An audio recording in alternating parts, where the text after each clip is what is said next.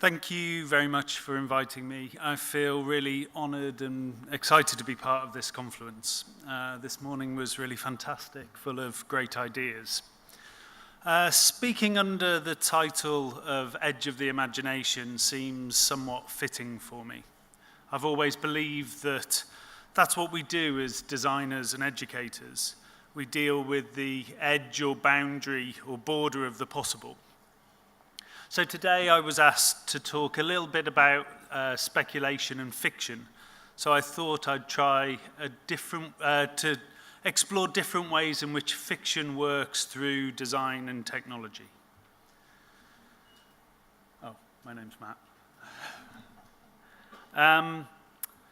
When thinking about these, how to address and explore the word fiction, the word itself started to break down into other forms of thinking and representation. It became speculation, unreality, not the non-real, the not yet possible. But it's good to keep in mind a working definition of the word fiction, which I've butchered from the dictionary. A form that describes imaginary events and people. Something that is invented. So from this, you can see the inherent link to design. So when the term design fiction first emerged in design discourses about 10 years ago, I was somewhat confused because fiction had always been at the heart of my design practice since studying in the 1990s. My fascination started through my love of reading, but as my career progressed, I realized there was a close interplay between design, technological innovation, fiction, speculation, and the imagination. At Goldsmiths, we'd explicitly used fiction within our curriculum for years, so I became interested in how fiction or design fiction played a part of pedagogic practice. But when I think about fiction and I think about design, I'm part of a school that believes to some extent all design is fiction. If we think of the practice of design, we come up with stuff, we invent things in our mind, and then through certain types of narrative and formal structures, we try to convince and cajole those around us to make those into real-world things. So at some point, all design is fiction. But to trace a little bit back to where design fiction comes from, I think a lot of it comes from this book by David Kirby, Lab Coats in Hollywood. Lab Coats in Hollywood looked at how science fictional objects of cinema become looped back into the reality of the world around us. One of the great examples he gives is the work on two films, Deep Impact and I can't remember the other one in the same year, about near-Earth objects, asteroids that are going to hit the globe. The two scientific advisors on those two films, the year after the film came out, got the two largest grants ever awarded in American kind of scientific history, mainly due to kind of political distress about what would happen when meteoroids would hit the Earth. So the work that they talked about in the films suddenly became part of a research program that influenced the kind of technological production of the world around us. But to pull on a more literary reference, one of my favorite science fiction writers, Ursula Le Guin describes technology as the active human interface with the material world. I could see you could actually just replace the word technology with the word design. Design as the active human interface with the material world.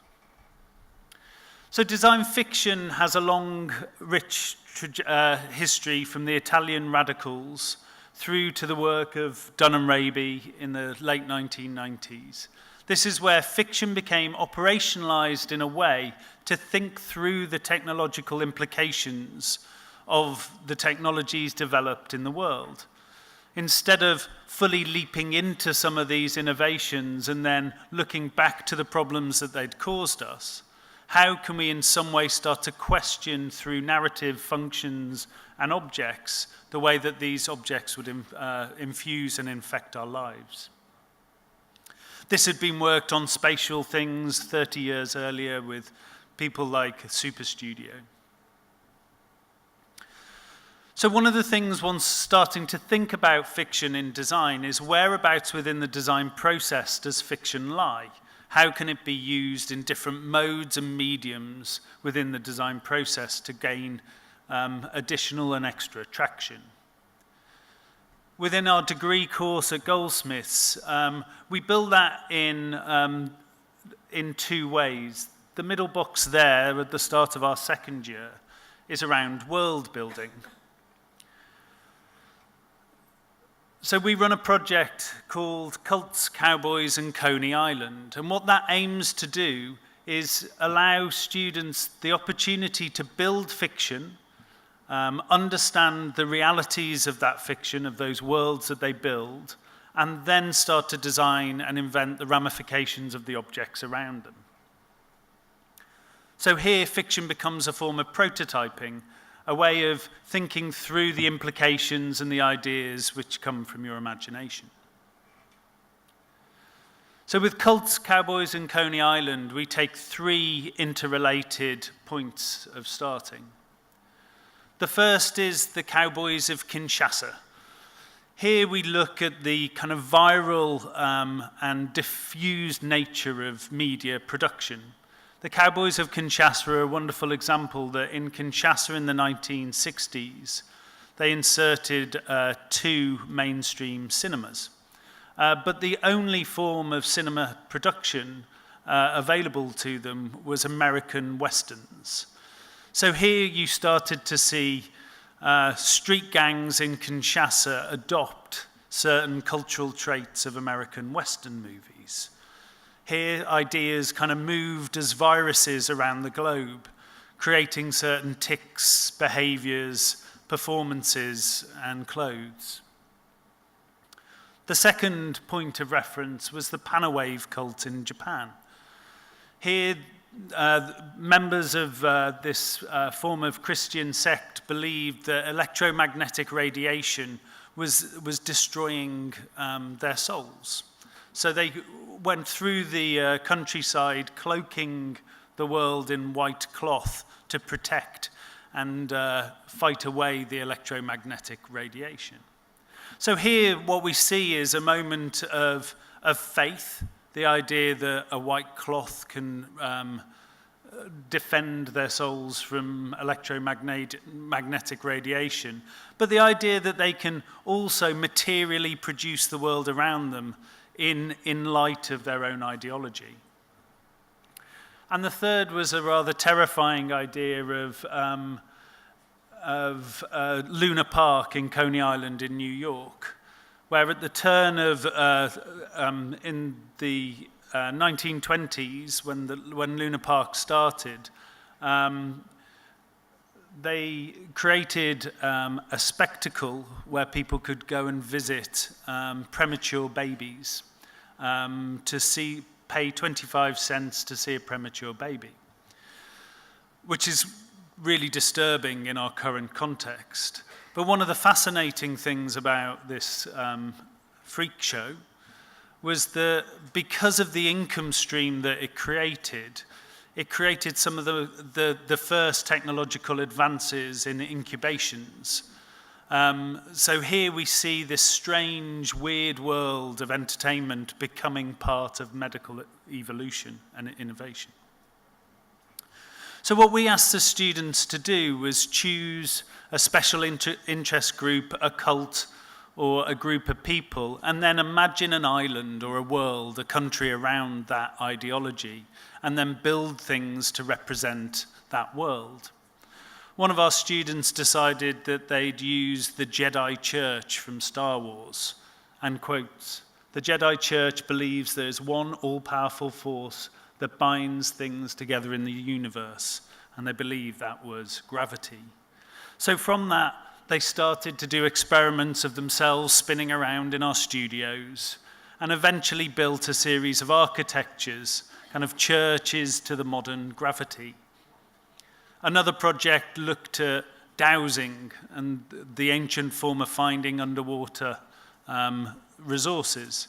And from that created a series of sports somewhere between cave diving and bungee jumping.